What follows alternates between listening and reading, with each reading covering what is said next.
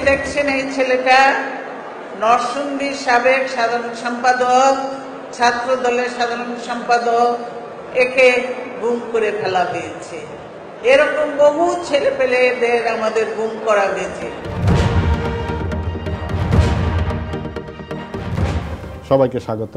আজ আমরা আয়না ঘরের গল্প শুনবো। আপনারা জানেন যে আয়না ঘর কি, তারপর আপনাদের বলি যে আয়না ঘর হচ্ছে একটা গোপন বন্দিশালা। গোয়েন্দারা যে বিভিন্ন রাজনৈতিক কর্মী এবং বিভিন্ন শ্রেণী পেশার মানুষের যে তুলে নিয়ে যেত, তুলে নিয়ে যে জায়গাটা রাখতো, যে গোপন বন্দিশালায় রাখতো, সেটাই আসলে আয়না ঘর নামে পরিচিতি পেয়েছে। এটা এক ধরনের কোড নেম। যদিও আমরা সম্প্রতি র্যাব থেকে বলা হয়েছে আয়নাঘর বলে কিছু নেই, কিন্তু গুম যে হয়েছে সেটা তো বাস্তবতা, এবং যারা গুমের শিকার হয়েছে এবং বন্দিশালায় যারা আটকে ছিলেন সেটাও বাস্তবতা। আমাদের সাথে আজ একজন আছেন যিনি গুমের শিকার হয়েছিলেন এবং বন্দিশালায় আটকে ছিলেন। তার অভিজ্ঞতা শুনব, তার গল্প শুনব। আমাদের সাথে রয়েছেন সিদ্দিকুর রহমান নাহিদ। তিনি নরসিংদী জেলা ছাত্র দলের বর্তমানে সভাপতি। যখন তিনি 2017 সালে যখন তিনি গুমের শিকার হয়েছিলেন, তিনি জেলা ছাত্র দলের জয়েন্ট সেক্রেটারি ছিলেন। নাহিদ, আপনাকে স্বাগত। ধন্যবাদ আপনাকে। আমি শুরুতে যেটা জানতে চাই যে আপনি গুমের শিকার কোত্থেকে কিভাবে হয়েছিলেন? আমি আমার নিজ বাসা থেকে গুমের শিকার হই। সময়টা 2017 9 জুন। রোজার সময় ছিল, 10 রোজা শেষ। আপনার সেহরির জন্য রাতে অপেক্ষার পরে আপনার শুয়ে পড়ছি, ক্লান্ত ছিলাম। সেহরি খাওয়ার জন্য উঠবো, আমার ফ্যামিলি নিচতলাতে থাকে। তো অ্যাজ ইউজুয়াল 10 রোজাতেই হয়েছে, ফ্যামিলি যেহেতু নিচতলাতে থাকে, আপনার সেহরির টাইমে কাজের মেয়েটা এসা দরজায় নক করতো। তো আমি অ্যাজ ইউজুয়াল উঠা নিচে সেহরি খেতে যাইতাম। ওই দিন আমার চোখ লেগে গেছে সেহরির আগে আগে। তো দরজায় যখন আচমকা নক হয়েছে, আমার মনে হয়েছে যে হয়তো কাজের মেয়েটাই আসছে। আমি নিজেই উঠে দরজা খুলছি। খোলার পরে আমি আপনার দেখলাম যে একই রকম বডি স্ট্রাকচার, ফিট, একদম ফিট বডি যেটা বলে, এরকম 8-10 জন আমার দরজায় দাঁড়ানো। একজন বলল যে নাহিদ, আমি বললাম জি, আমাদের সাথে চলো বলে আমার প্যান্টের ট্রাউজার পরা ছিলাম, জগার টাইপের, এটা আমার প্যান্টের ইয়েতে এখানে ধরলো।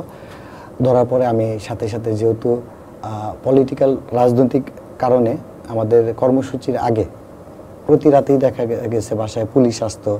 পুলিশের বিষয়গুলোতে আমরা অভ্যস্ত ছিলাম। পুলিশের লোক না, আপনার ডিবি পুলিশ সিভিলে থাকলেও কর্তৃ থাকে, ডিবির লোক না। আমি যখন বললো আসো আর আমার প্যান্টের ইয়েতে ধরলো, আমি বললাম কোন ডিপার্টমেন্ট। সাথে সাথে এর মধ্যে একজন পিস্তল হাতে ছিল, পিস্তলের বাটটা দিয়ে আমার মাথার এখানে একটা আঘাত করছে। তা আমি বুঝতে পারছি ওনাদের মুভমেন্টটা সিরিয়াস। আমি বুঝতে পারছি যে পুলিশ প্রশাসনের লোক না হলো, যে এটা বিশেষ কোনো বাহিনী, যেরকম বডি স্ট্রাকচার বা এদের মুভমেন্ট যেরকম। আমাকে জাস্ট প্যান্টে টেনে দোতলার সিঁড়ি থেকে নিচতলায় নামায় নিয়ে গেল। নিচতলায় নামানোর পরে গেটটাতে কালো কাপড় দিয়ে আমার চোখ বেঁধে ফেলছে।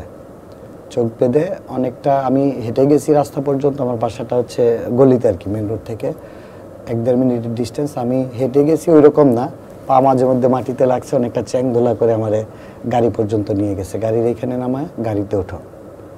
আমি আপনার পা তুলে গাড়িতে উঠলাম। ওঠার পরে চোখ বাঁধা অবস্থায় আমার নিয়ে গেছে। মোটামুটি আপনার রাতের বেলা তো 1.5 ঘন্টা 1 ঘন্টা আনুমানিক সময়, আমার তো আর ঘড়ি দেখার বা টাইম দেখার সুযোগ ছিল না, যেহেতু চোখ বাঁধা বা কোথায় নিয়ে যাচ্ছে ওটা বোঝার সুযোগ ছিল না আমার। মোটামুটি ওরকম হবে 1.5 ঘন্টা থেকে 1 ঘন্টা 35-40 মিনিট হবে গাড়ি চালা আমার একটা জায়গায় নিয়ে গেছে। তো যে জায়গায় ওইখানে ওই চোখ বাঁধা অবস্থায় আমার প্রথমে একটা ইন্টারোগেশন রুমে নিয়েছে। রুমে 3 জন অফিসার ছিল। একজন খুব পোলাইটলি পলিটিক্স করো, হরতাল আন্দোলন সংগ্রামে বা আপনার ভিন্ন মতের রাজনীতিতে, যেটা আমাদের গণতান্ত্রিক অধিকার অবরোধ হরতালগুলোতে আমাদের প্রিকেডিংয়ের ভূমিকাও অঙ্গ সংগঠনগুলোর আছে, এটা অলিখিতভাবে সত্যি। একজন ভদ্রভাবে জিজ্ঞাসা করতেছে, আরেকজনের উত্তর প্রত্যাশিত না হলে উনি খুব নিষ্ঠুরভাবে, কোনো মানুষটা আগে তো 3বার জেল খাটছি, গুম হওয়ার আগে পর্যন্ত 3বার জেল খাটছি, পুলিশে অভ্যস্ত ছিলাম, এটা চরম নিষ্ঠুরতম পুলিশ প্রশাসনের এরকম মানে থানা ডিবি অফিসগুলোতে এরকম মানে আচরণ মানে গল্প শুনি না, নিজেও কখনো ফেস করি নিশ্চয়ই। তো মানে কি মানে কথাই নাকি ফিজিক্যালি আপনাকে টর্চার? না, ফিজিক্যাল টর্চার। একজন হচ্ছে কথায় প্রশ্ন করতেছে, তো উত্তর দিতেছি, প্রত্যাশিত না হলেই আরেকজন হচ্ছে কি আপনার মানে রুল দিয়ে বিভিন্ন সাইজের রুল দিয়ে হচ্ছে দুইজন পিটাচ্ছে, কন্টিনিউয়াস পিটাইছে। মানে হাত বাঁধা অবস্থায়? হ্যাঁ, হাত বাঁধা অবস্থায়। মানে আপনাকে ফ্লোরে ফেলে? হ্যাঁ, ফ্লোরে। প্রথম দাঁড়ানো ছিলাম, পরে বসতে বলছে, একটা টুলে বসাইছে। প্রশ্নের এক পর্যায়ে যখন উত্তর প্রত্যাশিত না হয়, পায়ের মধ্যে, পিঠের মধ্যে, পায়ে বেশি হচ্ছে গিয়ে মারছে, কোমর থেকে নিচ পর্যন্ত। এরা মানে প্রথম দিনেই আপনার? হ্যাঁ, প্রথম দিন নেওয়ার পরেই আপনার হচ্ছে গিয়ে সরাসরি ওদের একটা, যেহেতু ওইখানে প্রশ্ন করছে, এটার ইন্টারোগেশন সেল বলা মানে রুম বলা যায় আর কি। কোন ধরনের প্রশ্ন করতো আপনাকে? এগুলা সবই রাজনৈতিক আপনার হচ্ছে গিয়ে হরতালগুলোতে যে ভাঙচুর, অগ্নিসংযোগ, ব্রিগেডিং, বিস্ফোরণ। এমনি যখন আপনাকে নির্যাতন করতো তখন তারা মুখে কিছু বলতো? এই যে প্রশ্ন করতো আপনার, এটা হচ্ছে প্রথম আসলে যে প্রথম দিনের নির্যাতন আর সেকেন্ড টাইম দ্বিতীয় দিনের ইন্টারোগেশনের পরে আমার অবস্থা এমন হয়েছে যে মানে আমি প্যারালাইজড হয়ে গেছিলাম, আমি হাঁটতে পারতাম না। এরপরে আর আসলে ওই প্রথম 2 দিনের টর্চারে আমি মোটামুটি 2.5-3 মাস, আমার ঘুমের 8.5 মাসের মধ্যে 2.5-3 মাস আমি ওই প্যারালাইজড অবস্থায় ছিলাম। এরপরে আর ইন্টারোগেশনে কোনো বিষয় হয়নি, আমাকে শুধু আটক রাখছে। তাহলে আপনাকে ইন্টারোগেশন কয়দিন করলো? 2 দিন? 2 দিন, প্রথম দিন এবং পরে আরেক দিন। মানে আপনার কাছ থেকে মানে তথ্যকে বের করা হয়ে গিয়েছিল মনে করে কি আর ইন্টারোগেশন করা হলো না? এইটা আসলে যেই অথরিটি নিছে, ওনারা যে প্রশ্নগুলো করছে আসলে ওনাদের কাছে ভুল তথ্য ছিল কিনা, বা হচ্ছে গিয়া এটাতে আমি যেটা উত্তর দিছি এটা স্যাটিসফাইড হয়েছে কিনা, এরা ক্রস চেক করছে কিনা, এই বিষয়গুলো তো আমি বলতে পারবো না, এটা অথরিটি বলতে পারবে। আপনি বললেন যে 8.5 মাস আপনি ছিলেন 2017 সাল থেকে। 17।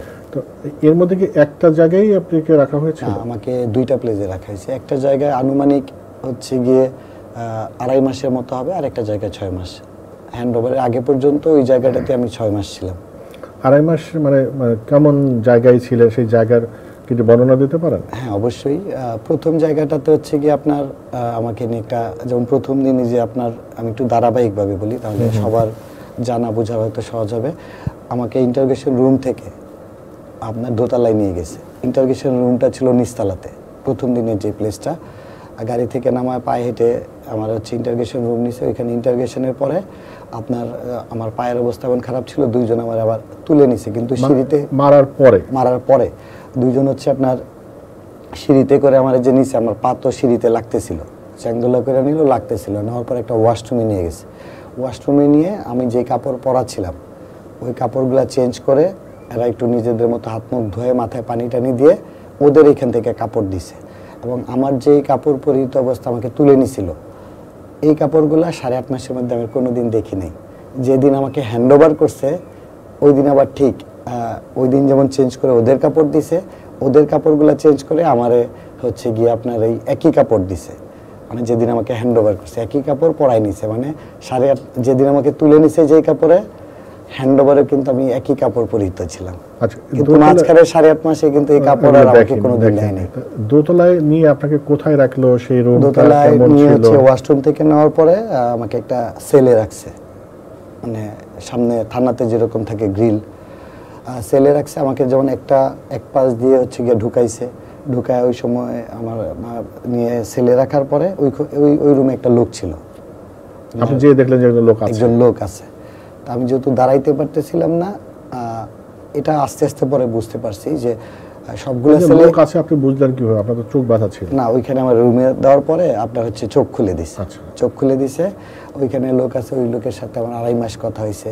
উনি টেকনাফের একটা মসজিদের, ওনার ভাষ্য অনুযায়ী আপনার হচ্ছে গিয়ে একটা মসজিদের ইমামতি করতো। কারি জামিল ওনার নাম। আচ্ছা, কারি জামিল। তো উনি আমার বলতেছিল কেন আনছে তোমাকে, কি করো। তো আমি প্রথম আসলে ওদের লোক না কি বিষয় আমি ভয়ে ওনার সাথে ওইভাবে কোনো নাম অ্যাজ ইউজুয়াল কথার বাইরে কথা বলতাম না। পরে হয়েছে কি 2.5 মাসের মধ্যে আমি উঠতে পারতাম না, যেহেতু উনি আমারে এই পাশ থেকে ওই পাশ মেডিসিন দিলে, এই মেডিসিনগুলো রেগুলার যে মেডিসিন দিছে উনি আমাকে খাওয়াই দিত, খাওয়া দাওয়া টেক কেয়ার করতো। পরে একটা সময় ওনার কথা শুনে মনে হয়েছে যে না উনি তাদের লোক না, উনি আমার মতো ভিকটিম। ওনার সাথে মানে কি কথা তো সেটা একটু শুনবো, তার আগে হলো যে আমি যে রুমটাতে, হ্যাঁ রুমের পরিবেশ, তারপরে ওখানে কখন খাবার দিত বা কখন কারা আসতো, কেমন আচরণ করত, মানে আপনার কাছে ওই গল্পটা শুনতে চাই এমনভাবে আপনাকে শুনতে, যে অডিয়েন্স যাতে বুঝতে পারে যে ওই জায়গার পরিবেশটা। রুমটা হচ্ছে সামনে সামনে হচ্ছে আপনার সেলের গ্রিলের যে দরজা, গ্রিল যেটা থানায় যেটা থাকে, থানা পুলিশের কাস্টডি মানে গারদখানায় যেরকম থাকে সেম ওই রকম। হাইটটা বেশি, লম্বাটা বেশি, লম্বাটা 15-20 ফিট হবে।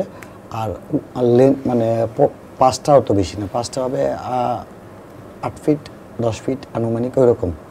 আর রুমের মধ্যে একটা চৌকি ছিল, তবে আমরা যেহেতু 2 জন ছিলাম, উনি ওইখানে থাকতো, আমি নিচে থাকতাম, আমি নিচে ফ্লোরেই থাকতাম, যেই 2.5 মাস ছিলাম। থাকার জন্য কি ব্যবস্থা ছিল? না, থাকার জন্য তো একদম প্লেন ফ্লোর, আর কিছু না, কিছু না ফ্লোরে। তখন কি মাস ছিল, মানে আপনার গরম বা জুন মাস ছিল, রমজান বলছেন? হ্যাঁ 10 রোজায় জুন মাস ছিল, মানে ঠান্ডা হালকা হালকা আপনার পড়তেছিল। ফ্যান ছিল রুমে? হ্যাঁ ফ্যান ছিল।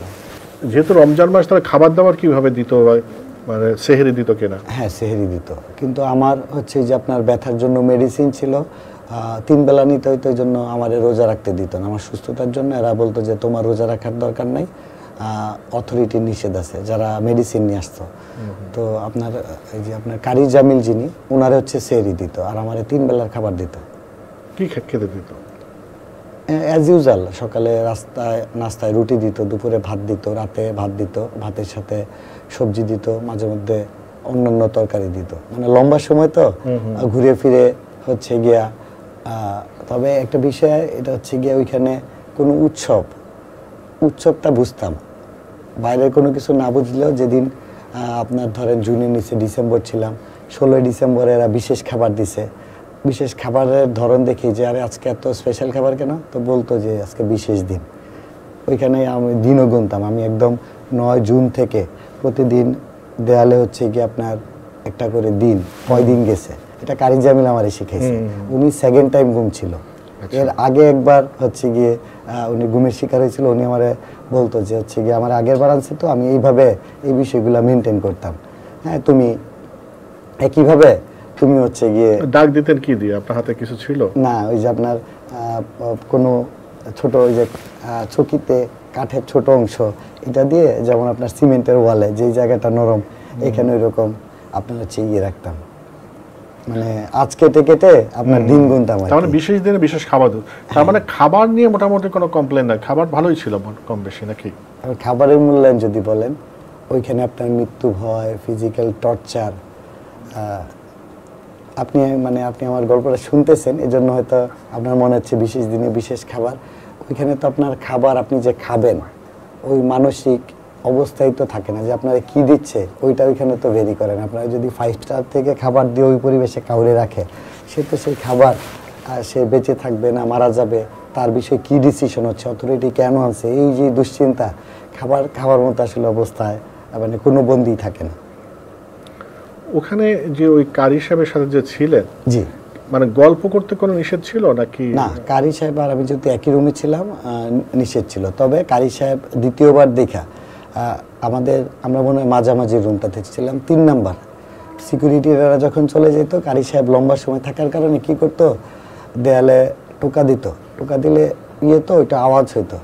উনি বলতো 2 নাম্বার ভাই কেমন আছেন, মানে 5টা সেল কারি সাহেবের কথা, এবং 2.5 মাসে আমি বুঝছি যে পাশাপাশি এরকম 5টা সেল, আমরা মাঝখানের এটাতে ছিলাম।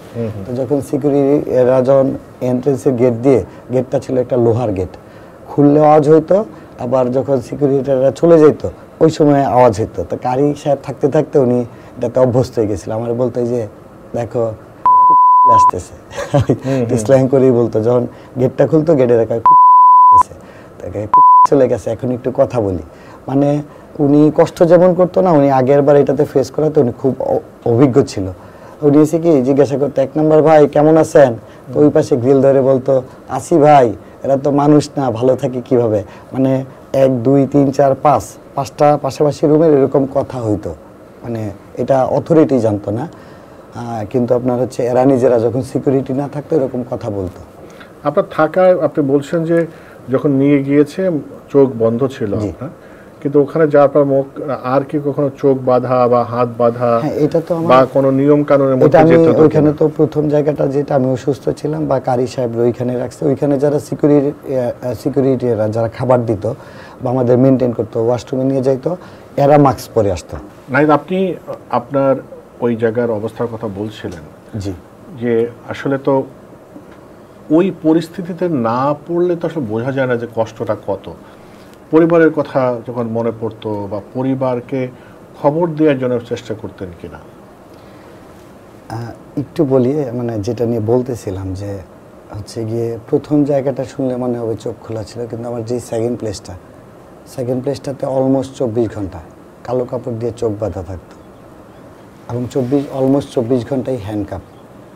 রাতে খাওয়া দাওয়ার পরে, দিনে তো 24 ঘন্টা যেমন হ্যান্ডকাপ, রাতে হ্যান্ডকাপটা এরা সিকিউরিটি পারপাস, 2 হাত, দিনে সারাক্ষণ হাতটা থাকতো হ্যান্ডকাপ সামনে, আর রাতে কিন্তু খাওয়া দাওয়ার পরে এরা হ্যান্ডকাপটা 2 হাত পিছনে দিয়ে লক করে দিত। এখন হ্যান্ডকাপটা যখন সামনে থাকতো ওই সময় কিন্তু অ্যাজ ইউজুয়াল আমি ইয়েতে দিয়ে ঘুমানো, উঠা বসা সব কিছু করা যায়। আর রাতে যখন হ্যান্ডকাপটা পিছনে দিত ওই সময় কিন্তু আপনি আর নাক বরাবর ঘুমানোর সুযোগ নেই।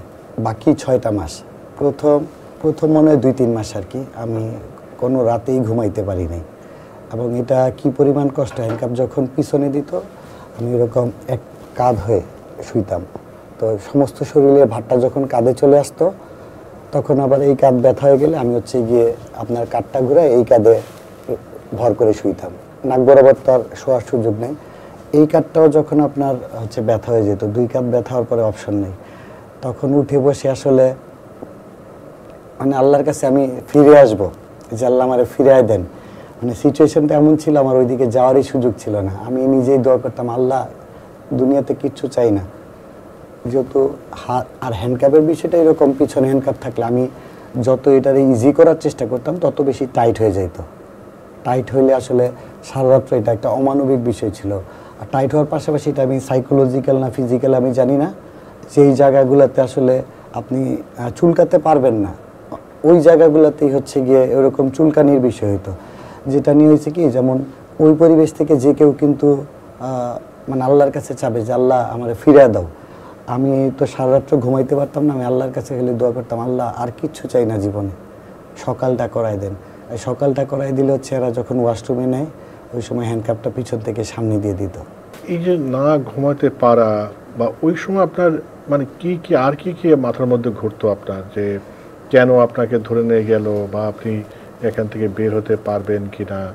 এইখানে তো কেন নিয়ে গেল বিষয়টা, আমি যেহেতু হচ্ছে ওই সময়কার বিরোধী দলের ছাত্রনেতা ছিলাম, রাজনৈতিক কারণে নিয়ে সেটা তো আমি জানি, কারণ সরকার ভিন্ন মত, আমাদের তো একদম আওয়ামী লীগ সরকার 2008-09 নির্বাচনে আসার পরবর্তী সময় থেকেই ভিন্ন মতের আমরা যারা আছি মামলা, জেল, অ্যারেস্ট করে জেল, এই লেভেলগুলো ছিল। পরবর্তীতে আসলে এরা হার্ডলাইনে গুম খুন এই ধারায় চলে গেছে। আমার গুমের আগেও তো আমাদের বিএনপি বা ভিন্ন মতের অনেকে হচ্ছে এরকম গুমের শিকার হয়েছে, ইভেন রাজনৈতিক দলের না, মানবাধিকার কর্মী সহ আপনার অনেকেই গুমের শিকার হয়েছে। আপনি যেমন বলছেন না যে ওই সময়কার অনুভূতিটা না, যে মানে আমি ভিকটিম, আমি ফিল করছি, এটা আপনাকে আমি আজকে যদি আপনি আমাকে সারা রাতও দেন আমি আপনাকে এটা কোনো ভাষায় হচ্ছে গিয়ে বলে বোঝাতে পারবো না যে কি পরিমাণ মানে কষ্টের ছিল দিনগুলা। যদি আমরা বই পড়ছি যেমন নরকের দিনগুলি, এটা দুনিয়াতে নরক, যারা গুমের শিকার হয় এরা নরক ফেস করে। আর মানুষ, রাষ্ট্রীয় বাহিনী কতটা নিষ্ঠুর, কতটা মানে অমানবিক হইতে পারে। আমি তো এই দেশেরই জনগণ, আমি আমার 8.5 মাস আমার ওভারঅল সময়টাতে যে আমার যদি কোনো অপরাধ থাকতো, এরা সুনির্দিষ্ট অপরাধে আমাকে হচ্ছে গ্রেফতার করে কোর্টের মাধ্যমে বাংলাদেশের প্রচলিত আইন অনুযায়ী করতো।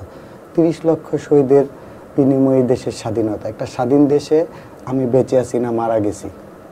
আমার মায়ের অনুভূতি যদি বলি, শুনছে যে আমি মারা গেছি, অনেক গুজব ওই সময়টাতে লম্বা সময় না পাওয়া গেলে কুমিল্লাতে লাশ পাওয়া গেছে, আমার ফ্যামিলির এরা কনফার্ম হওয়ার জন্য যে আমার ভাইয়ের লাশ কিনা আপনার দৌড়ায় ওইখানে গেছে, যে বেঁচে থাকলে আমার লাশটা, যেমন এখন অনেকে আপনার আছে গুম, এরা মারা গেলে অন্তত লাশটা তো পরিবার আর একটা রাষ্ট্রযন্ত্র একটা স্বাধীন দেশে যে একটা ভিকটিম বেঁচে আছে না মারা গেছে সে কি এমন অপরাধী একটা পরিবার জানতে পারবে না। এটা আসলে কি পরিমাণ যে পরিবার আমি এবং আমার পরিবার ভিকটিমের পরিবার বা গুম বা গুমের পরিবারই শুধু আপনি আমার মা থানায় দৌড়াইছে মানে যত ডিপার্টমেন্ট আছে যে যেখানে বলছে ছেলেকে ফিরে পাওয়ার আশায় সেইখানেই দৌড়াইছে।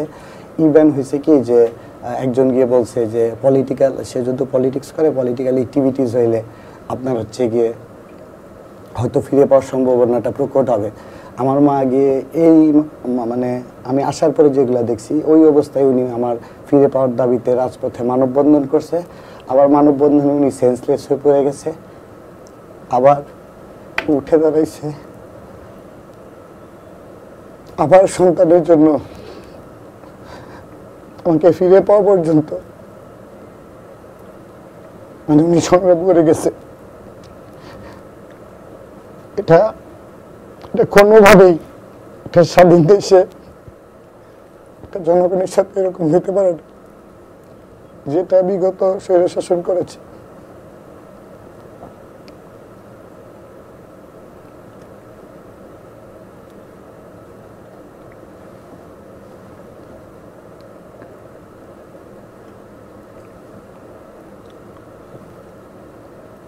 আপনি যেখানে থাকতেন আপনার মনের মধ্যে ক্ষোভ জন্মাতো না যে এখানে বা কি পরিবেশে থাকতেন? ওই জায়গার সেকেন্ডের জায়গার কথা কি আপনার মনে আছে যে ওই জায়গার পরিবেশ কেমন ছিল? হ্যাঁ অবশ্যই, মানে মানে ভয়াবহ স্থিতি। এটা এখন না শুধু মানে আমার মৃত্যুর আগের দিন পর্যন্ত ওইখানে প্রতিটা দিন প্রতিটা মুহূর্তের কথা এটা আমি না প্রতিটা ভিকটিম বলতে পারবে। কারণ ওইখানে ভালো স্থিতি এমন না যে যেটা ভুলে যাব, বিষয়গুলো অনেক বেশি কষ্টের ছিল। যে জন্য আপনার মানে কোনো কিছুই না আমি আপনাকে একদম কখন কি হয়েছে ধারাবাহিকভাবে মানে এটা বলতে পারবো।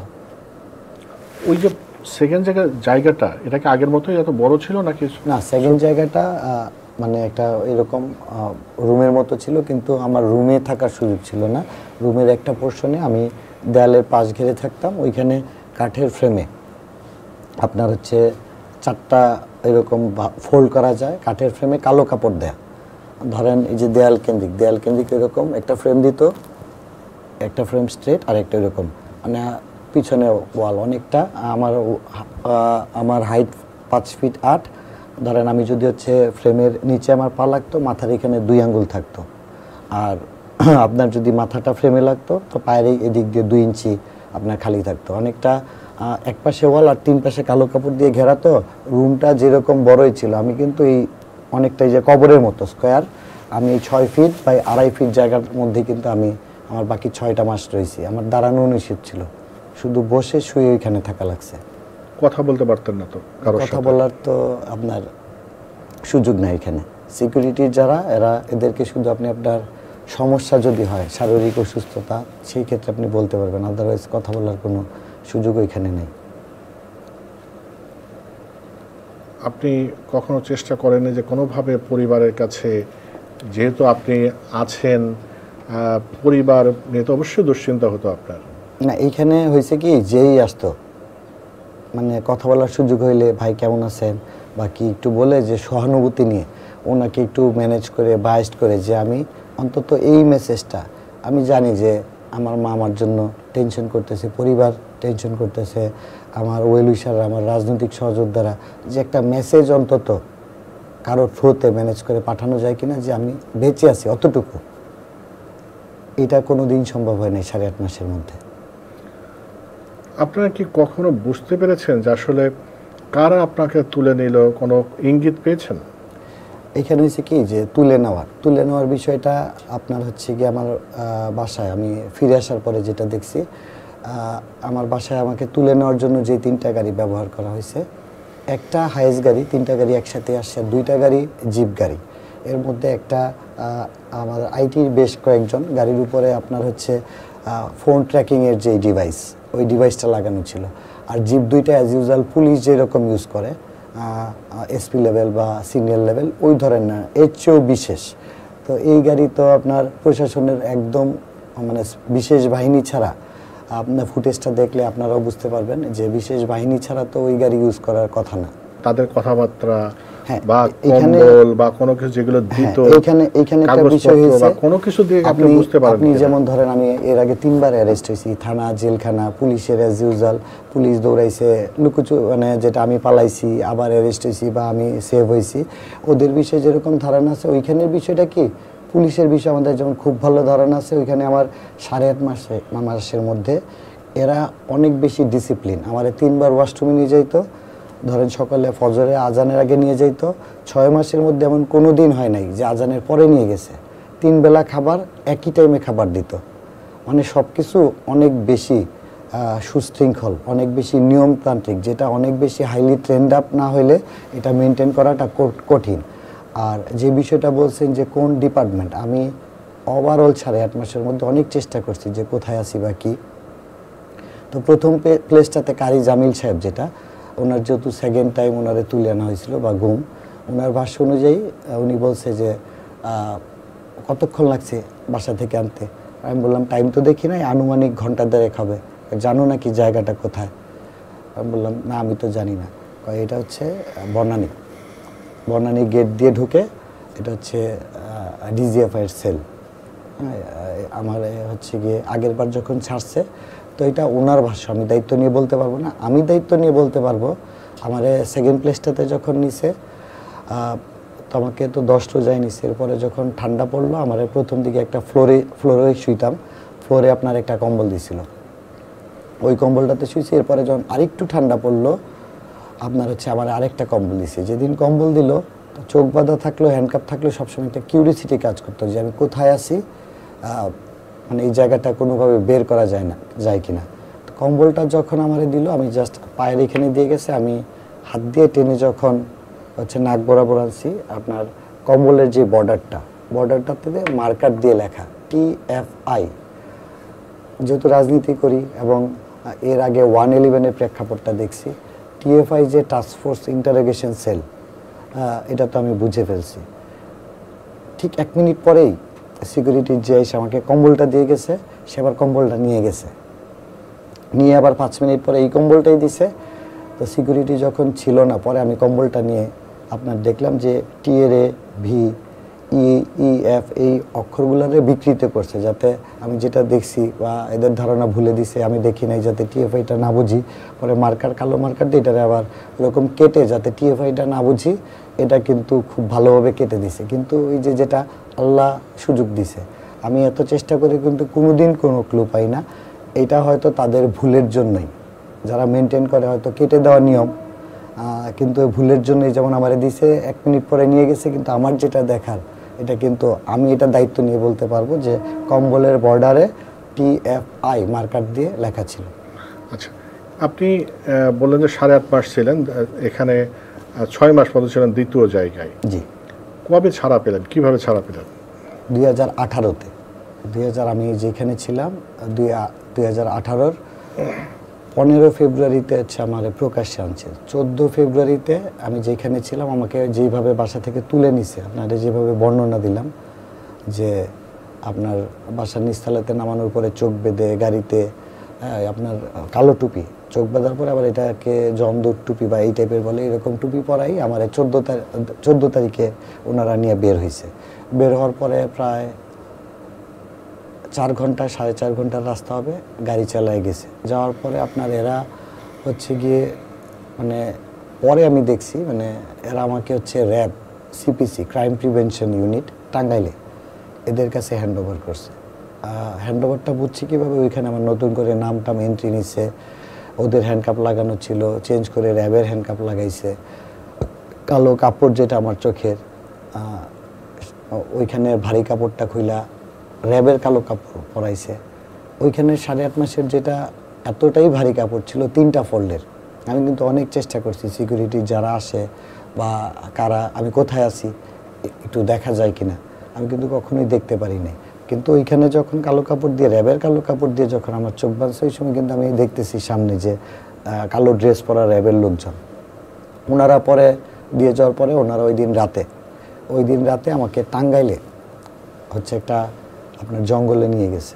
তো যাওয়ার রাস্তায় আমিও মোটামুটি একটা বিষয় ছিল যে আমার নিয়ে যেহেতু বের হয়েছে, আগে তো কখনো বের হয় নাই, নিয়ে যাওয়ার পরে জাস্ট একটা প্লেস থেকে আরেকটা প্লেসে নিছে। বের যখন হয়েছে কিছু একটা হবে, কিছু একটা হবে, হয় আমাকে হ্যান্ড ওভার করবে, না হয় আমাকে মানে অনেক গুম যেমন ফিরে আসে না, মেরে ফেলবে, কিছু একটা হবে, ডিসিশন হবে। এটা আমি মোটামুটি একটু, যেহেতু আমাদের প্রিভিয়াস আরও গুম আছে, সালাউদ্দিন ভাই আমাদের বিএনপির স্থায়ী কমিটির সদস্য, ওনারা যেমন গুমের পরে শিলংয়ে, এটা রিকভারটা তো আমার আগে। এরপরে আমাদের আনিসুজ্জামান তালুকদার খোকন বিএনপি কেন্দ্রীয় কমিটিতে আছেন, সাবেক ছাত্রনেতা, ওনাকে যেমন অনেক দিন পরে র্যাব মামলা দিয়ে হ্যান্ড ওভার করছে। তা আমার একটা নেওয়ার পথে মোটামুটি গাড়িতে একজনের 70টা ক্রস ফায়ার, একজনের 30টা ক্রস ফায়ার, একজনের 85টা ক্রস ফায়ার, এরকম বলতেছিল। তো যখন নিয়ে যাচ্ছিল আমার মনে হচ্ছিল যে কিছু একটা হবে, এই জন্যই আমার বের করছে। ওইখানে যাওয়ার পথে এরাই গাড়িতে বসে একটা মেম্বারের ফোন দিছে, স্থানীয় জনপ্রতিনিধি, মেম্বার 3টা লোক নিয়ে আসেন। তো যাওয়ার পরে আমার কোমরে পিস্তল দিল, ওইখানে পিস্তল দিয়ে জঙ্গলে নেওয়ার পরে ওনারা 3টা বা 4টা গাড়িতে ছিল, এক টিমরে বলছে যে আমি সিগন্যাল দিলে তোমরা আসবা। তো আমার বললো দৌড় দেওয়ার কথা। আমি জানি যে ক্রস ফায়ারের গল্পগুলা এরকম, মানে নিরিবিলি জায়গায় অস্ত্র দিয়ে দৌড় দিতে বলে, পরে পিছন থেকে গুলি করে। আমি আর দৌড় দিচ্ছি না, একটু মুখ খারাপ করে দৌড় দে। আমার কথা হচ্ছে মরলে এমনিতেও এটা মৃত্যু ভয়, আর প্রতিটা মানুষ, বাস্তবতা হচ্ছে গিয়ে প্রতিটা মানুষ নিজের জীবনকে সবচেয়ে বেশি হচ্ছে গিয়ে ভালোবাসে। তো ওই মুহূর্তটা মৃত্যু ভয়, এটা যে কি পরিমাণ অবর্ণনীয় ভয়, এটা আপনাকে বলে বোঝানো যাবে না। আমার কথা হচ্ছে আচ্ছা দৌড় না দিলে যদি কিছু একটা হয়, আমি দৌড় দেই নাই। পরে একটু পরে র্যাবের এরাই এই ডাকাত ধর 10-12 জন আসলো, এই আপনি এখানে আসেন, মানুষ ডাকতেছে। এর মধ্যেই এই যে আমার সামনে গাড়িতে যে মেম্বার, আরে মেম্বার সাহেব এই দেখছেন নি, এই তোর বাড়ি কই, ডাকাতি করতে আসছস? না। মেম্বারে সহ 3 জনের সাক্ষী বানাইলো। পরে মেম্বারে বললো আপনি গিয়ে গাড়িতে উঠেন, ক্যাম্পে যাবেন। আমার বলতেছে যে জীবনটা বাঁচাই দিলাম, নতুন জীবনে দেশ সেরা চলে যাও, আর রাজনীতি এগুলাতে যাবে না। তারপর আপনার কোথায় নিল? তারপর ওনারা আবার ক্যাম্পে নিয়ে আসছে, এই অস্ত্র সহ অফিসিয়াল যেই ছবি তোলে, পিছনে র্যাবের সাইনবোর্ড থাকে, এরকম ছবি তুলে আপনার ভোর রাতের দিকে টাঙ্গাইল মডেল থানায় আমাকে নিয়ে র্যাব হ্যান্ড ওভার করছে। এবং হ্যান্ড ওভারের সময় বলে দিছে যে যদি জিজ্ঞাসা করে যে অস্ত্র কার, তুমি কিন্তু বলবা অস্ত্র তোমার। আপনার যদি এদের বিশ্বাস না হয়, এরা কিন্তু আমাদেরকে বিশ্বাস করতে চায় না, তাহলে কিন্তু ফেরত দিলে তোমার যেখান থেকে আনছি ওইখান থেকেই হচ্ছে কি আবার ফেরত দিয়ে দিব। আমার মধ্যে একটা বিষয় কাজ করতেছিল, আমার মা বেঁচে আছে না মারা গেছে, আমার কে কেমন আছে, বা অন্তত আমি বেঁচে আছি, আমি স্বীকার করে যদি আমি, যেহেতু আগেও আমি জেল খাটছি রাজনৈতিক কারণে, কারাবরণ করতে হয়েছে, যে থানায় নিলে কোর্টের মাধ্যমে আমি জেলখানায় যাব, আমি বেঁচে আছি এটাও তো সবাইকে জানাইতে পারবো। তা আমার অনুভূতিটা ছিল, আমি আর মনে বলতেছিলাম যে অন্তত আমারে মানে বিশ্বের যদি সবচেয়ে বড় সন্ত্রাসী বা সবচেয়ে বড় টেররও যদি বানায়, আমার যদি ক্যান্টনমেন্ট থেকে একটা কামানাই না বলে যে তুমি স্বীকার করো এই অস্ত্রটা তোমার, ওই মুহূর্তে আমি মনে হাসতেছিলাম আর কি, যে আল্লাহ রহমত করছে, আমি অন্তত এটা স্বীকার করে আমি জেলখানায় গেলে আমার ফ্যামিলি জানতে পারবে, আমি ফ্যামিলির সাথে কানেক্টেড হব। যদি আমি বাকি জীবনও জেলে থাকি, অন্তত তো আমার ফ্যামিলি যেই কষ্টটা করছে, আমি যেই কষ্টটা করছি, যে আমার মা জানবে আমার ছেলে জেলে আছে, বেঁচে আছে, আমি জানবো আমার মা বেঁচে আছে, আমার ভাই কার কী অবস্থা, আমার রাজনৈতিক সহযোদ্ধাদের কী অবস্থা, দেশের কী অবস্থা, যেটা আমি টোটাল একটা অজানা অন্ধকারে ছিলাম। তো আমারে ওনারা নিয়ে গেছে, নিয়ে যাওয়ার পরে ওনারা আপনার মামলার কপি দিয়ে ওনারা চলে আসছে। সকালবেলা আপনার থানার ওসি ওনার রুমে কনস্টেবল দিয়ে আমারে নিয়ে গেছে। তো আমারে বলছে, আমারে আপনার অস্ত্রটার পাশাপাশি বলছে যে বলবার যে টাঙ্গাইলে কেন আসছো, ডাকাতি করতে আসছো। তা আমারে সকালবেলা ওসি আইসা ওনার রুমে নিয়ে গেল। তো আমারে জিজ্ঞাসা করলো যে এই অস্ত্র কার? আমি বললাম আমার। তো পরে বলতেছে যে এই অস্ত্র কার? আমার শোনার পরেই বললো যে টাঙ্গাইল কোথায় আসছিলা, ডাকাতির প্ল্যান কারা ছিল, টাঙ্গাইলের স্থানীয় কে ছিল? তা আমারে তো র্যাবেরা শিখাই দেয় নাই যে তুমি বলবা যে টাঙ্গাইল এর সাথে আসছো। আমি কারোর নাম বলতে পারতেছিলাম না। আর আমার হ্যান্ডওভারের ছবিটা যদি আপনারা দেখেন যে এখন যেমন আমার লম্বা লম্বা দাড়ি ছিল, চুল মনে হয় ওভারঅল 8.5 মাসের মধ্যে 3বার কাটাইছে, চুলগুলোও বড় ছিল আর দাড়িগুলোও সব রকম বড় ছিল। আর স্কিন কালার যেহেতু কখনই আমার রৌদ্র হচ্ছে গিয়ে আমার রৌদ্র আলো কোনো কিছুই স্পর্শে আসি নাই, স্কিন কালার একদম ন্যাচারাল, যেটা অ্যাজ ইউজুয়াল অনেক ফর্সা ছিল। এবং আমার যতটুকু ধারণা পুলিশের এরা র্যাবের এই বিষয়গুলো নিয়ে ওনাদের ধারণা আছে। আর উনি যখন নাম বলতে পারতেছি না, ঘটনাস্থল কোথায়, আমার একজন জিজ্ঞাসা করলো যে টাঙ্গাইল কোথায়, নরসিংদী থেকে কোথায় আসছো, পরে কার সাথে কীভাবে গেছো, আমি কোনো প্রশ্নের উত্তরই দিতে পারতেছিলাম না। তখন উনি আমার দ্বিতীয় প্রশ্নটা করলো, তাহলে এই প্রশ্নের পরে তুমি কি করো? আমি বললাম আমি ছাত্র রাজনীতি করি, আমি জেলা ছাত্র দলের জয়েন্ট সেক্রেটারি, নরসিংদী সরকারি কলেজের সাবেক নির্বাচিত ইজিএস। এর পরের প্রশ্নটাই ওনার কতদিন আগে তুলে নিছে। আমি বললাম যে 8.5 মাস, প্রায় 9 মাসের মতো। ফ্যামিলির সাথে যোগাযোগ হয়েছে? আমি বলছি যে না। কার সাথে কথা বলবো? আমি বললাম যে আমার মায়ের সাথে কথা বলতে চাই। ওনার ফোন দিয়ে আমার মাকে ফোন দিছে। ফোন দিয়ে উনি জিজ্ঞাসা করলো যে নাহিদ কি আপনার ছেলে? ওই পাশ থেকে লাউড স্পিকার। মামা বলতেছে হ্যাঁ। মানে ও নিখোঁজ হয়েছে কতদিন? বলতেছে প্রায় 9 মাসের মতো। আপনার ছেলে বেঁচে আছে, কথা বলেন। আমি হ্যালো বলার পরে আমার মা 3বার আমারে জিজ্ঞাসা করছে, বাবা তুমি বেঁচে আছো? আমি যে হ্যালো বলছি, আমার কণ্ঠ, আমার মা বারবার, মানে ওনার কাছেও বিষয়টা অবাস্তব মনে হচ্ছিল, আমার কাছেও মানে আমি কোনোভাবেই ওনারে 3বার আমার কোয়েশ্চেন করছে, বাবা তুমি বেঁচে আছো? আমি যে বলতেছি যে আম্মা আমি বেঁচে আছি, আমি ভালো আছি, একই প্রশ্ন উনি 3বার করছে। মানে এটা ওনার কাছে অনেকটা অবিশ্বাস্য মনে হচ্ছিল। উনি বারবার কনফার্ম হইতে চাচ্ছিলাম। বলছি হ্যাঁ আমি বেঁচে আছি, আমাকে যে টাঙ্গাইল মডেল থানায় দিয়ে গেছে, যারা নিছে মডেল থানায় দিয়ে গেছে। এরপরে মানে থানার পুলিশ যথেষ্ট সহযোগিতা করছে এবং কোর্টও আমার হচ্ছে গিয়ে সহযোগিতা করছে। থানার পুলিশ যখন যারা এই মামলা দিয়ে, এখন যেহেতু র্যাব দিয়ে গেছে, মামলা দিয়ে আমাকে টাঙ্গাইল জেলখানায় পাঠাইছে। যখন যেহেতু মামলাটা দিয়েছে অস্ত্র, রিমান্ডের সময় যখন শুনানি হবে কোর্টে, ওইখানে ম্যাজিস্ট্রেট যিনি ছিল উনি ওই বিষয়টা জানছে যে 8.5 মাস আগে তুলে আনা নরসিংদীর একটা ছেলের এরকম র্যাব অস্ত্র মামলা দিছে। তো আপনার রাষ্ট্রপক্ষের যিনি রিমান্ডের আবেদন করতেছিল, ম্যাজিস্ট্রেট বলতেছিল যে 8.5 মাস একটা মানুষ নাই, হ্যাঁ তো 8.5 মাসই রিমান্ডে ছিল, এই লাস্টার আপনি আর কি রিমান্ডে নেবেন? আপনি ঘরে ফিরলেন তার কতদিন পর? এই অস্ত্র মামলা হচ্ছে কি আমার হাইকোর্ট থেকে জামিন হয়েছে প্রায় 3.5 মাস। আর মায়ের সাথে কখন মানে দেখা হলো? আম্মা আমার হচ্ছে এই কথা বলার পরে আমার সাথে আম্মার দেখা হয়েছে যখন আমাকে থানা থেকে আপনার কোর্টে প্রেরণ করছে। আমিও কোর্টে গিয়ে পৌঁছাইছি, আমার আম্মাও নরসিংদী থেকে থানায় এসে পায় নাই। আম্মা কোর্টে আমাদের যখন নিছে, আমি গিয়ে দেখি যে আমার মা দাঁড়ানো। কথা হয়েছিল? হ্যাঁ, কোর্টে কথা হয়েছে। কোর্টগারদে যারাই শুনছে যে হচ্ছে গিয়ে এরকম 8.5 মাস আগে নিখোঁজ ছিল, সবাই পরবর্তীতে সবাই সহযোগিতা করছে সহানুভূতির জায়গা থেকে।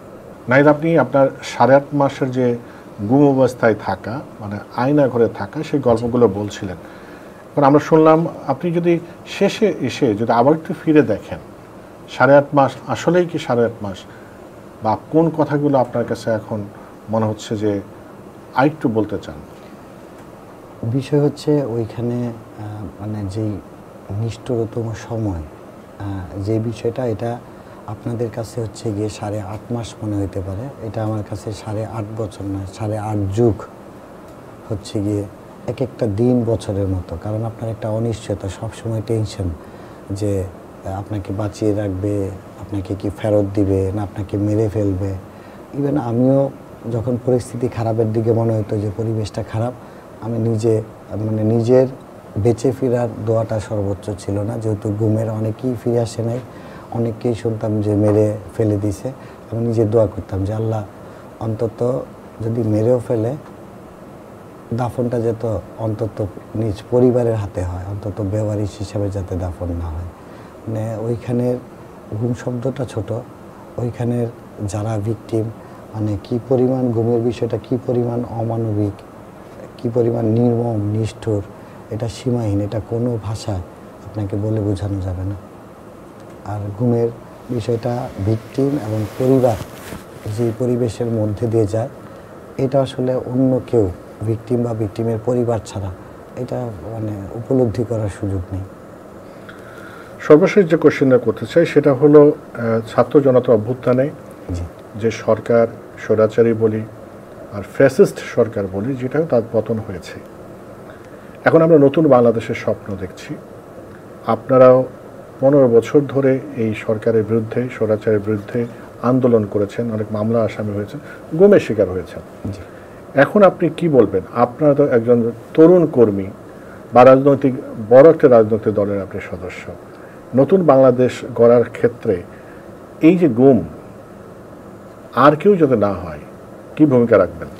বিগত স্বৈরাচার সরকার ফ্যাসিজমের যেই কাজগুলো করেছে, অবশ্যই আমার দল হচ্ছে গিয়ে কমিটেড, জনগণের সেবার জন্য কমিটেড। দল যে ধরনের নির্দেশনা দেবে, যেহেতু আমি দলের একটা অংশ, আমরা সকল কর্মসূচি বাস্তবায়ন গুম থেকে ফিরে আসার পরে করতেছি। আমরা নতুন বাংলাদেশে সবাইকে নিয়ে এই ধরনের নিপীড়ন অত্যাচারবিহীন একটা বাংলাদেশ চাই, যেখানে সরকার রাষ্ট্রযন্ত্র ধারা এই দেশের জনগণ নির্যাতিত হবে না, সরকার হবে জনবান্ধব সরকার আমরা চাই।